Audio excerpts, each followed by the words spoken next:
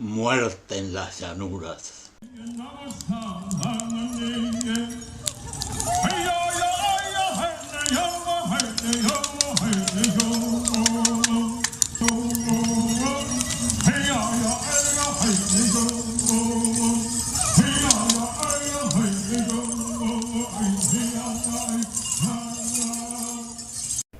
En la franja centro-norte de los Estados Unidos, antes de la colonización europea, vivían numerosos pueblos indígenas, entre los cuales se encontraban los Lakotas, los Cheyenne, los Arapaho y otros.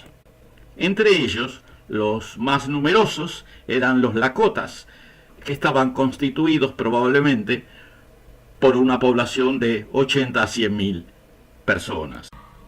Originalmente, antes de la colonización europea, los Lakotas eran pueblos agricultores y complementariamente cazaban y pescaban. Los principales cultivos eran el maíz, los zapallos, los frijoles y además desarrollaban actividades de caza del búfalo que en tiempos posteriores habrían de transformarse en fundamentales, pero que en tiempos pasados, en sus actividades tradicionales, eran simplemente un complemento de su alimentación.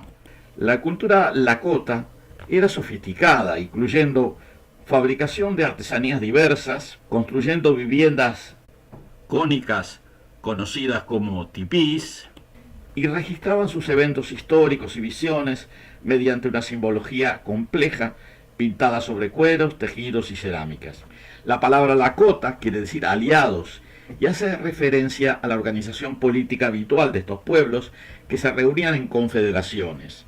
Estas estrategias y tácticas, que consistían en aliarse con otros grupos vecinos, fue particularmente útil, inclusive necesaria, durante la colonización europea. Otros pueblos de las praderas norteamericanas, vecinos o emparentados con los lakotas, que fueron aliados en tiempos de la invasión y ocupación europea, eran los Cheyenne, los Arapajos, los Kiowa y los Comanches. El avance colonizador de los Estados Unidos los fue empujando hacia el oeste, obligándolos a abandonar las mejores tierras agrícolas y a depender casi exclusivamente de la caza de los grandes rebaños de búfalos que pastaban en las praderas. Cuando en 1858 se descubrió oro en el río South Platte, al pie de las montañas rocosas, se produjo una corrida de aventureros a través de las tierras de caza. Muchas comunidades fueron desplazadas y los rebaños diezmados por los intrusos y los merodeadores. A medida que avanzaba la colonización, varios grupos nativos fueron forzados a establecerse en las reservas. Los que quedaron fuera de ellas eran dependientes de rebaños de búfalos cada vez más escasos y fueron lentamente, gradualmente, sometidos por el hambre. Decía el general Sheridan a la legislatura de Texas con relación a los corambreros de búfalos: están destruyendo el almacén de los indios. Para que logremos una paz duradera, déjenlos que maten, cuereen y vendan hasta que los búfalos estén exterminados. Entre 1874 y 1886, los 30 millones de búfalos fueron reducidos a menos de 1.000.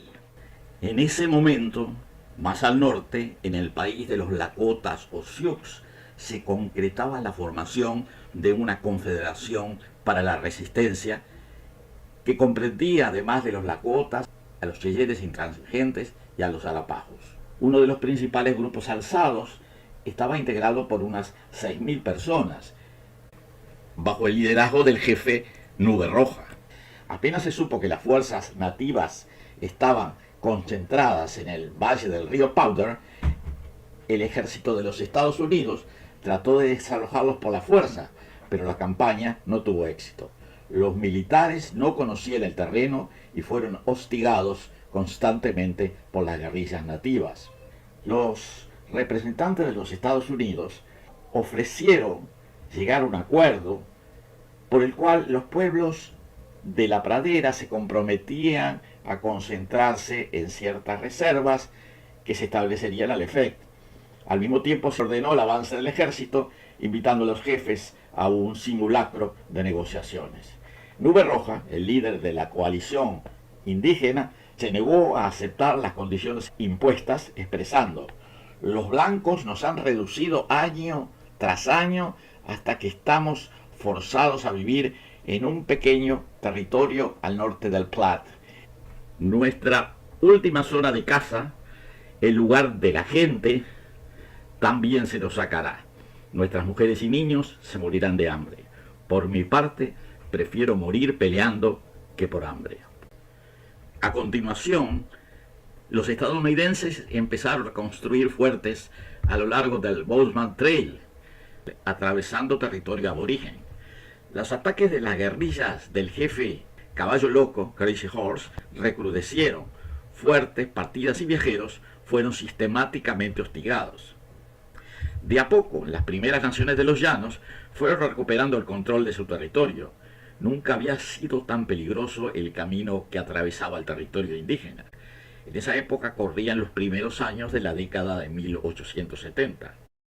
Finalmente, frente a la imposibilidad de defender las posiciones, el gobierno decidió abandonar la senda Bozeman, retirando el ejército de los fuertes, que inmediatamente fueron destruidos totalmente por los resistentes. Cuando la situación se estabilizó, Nube Roja y otros 125 jefes de guerra aceptaron concurrir a Fort Laramie para firmar un tratado de paz que permitiera terminar con la guerra.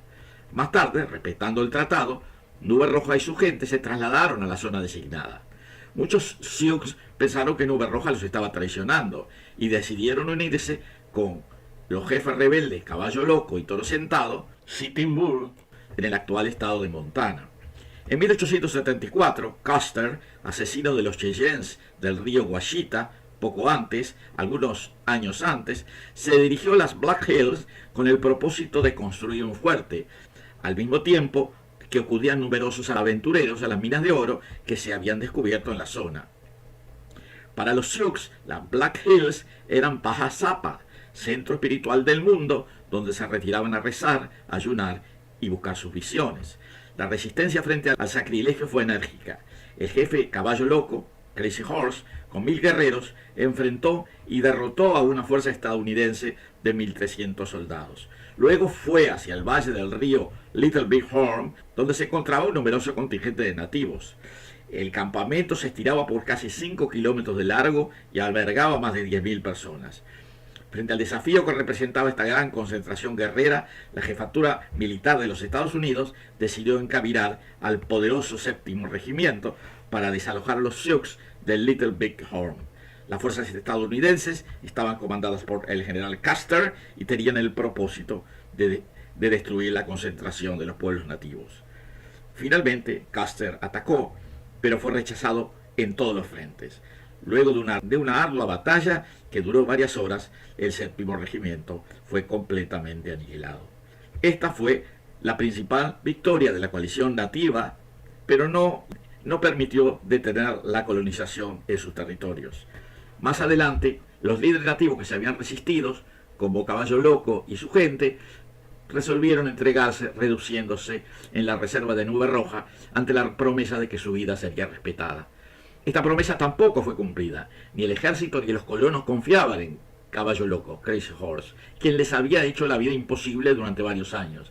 Luego, cuando Crazy Horse, Caballo Loco, ingresó a la reserva, lo aprisionaron y lo mataron.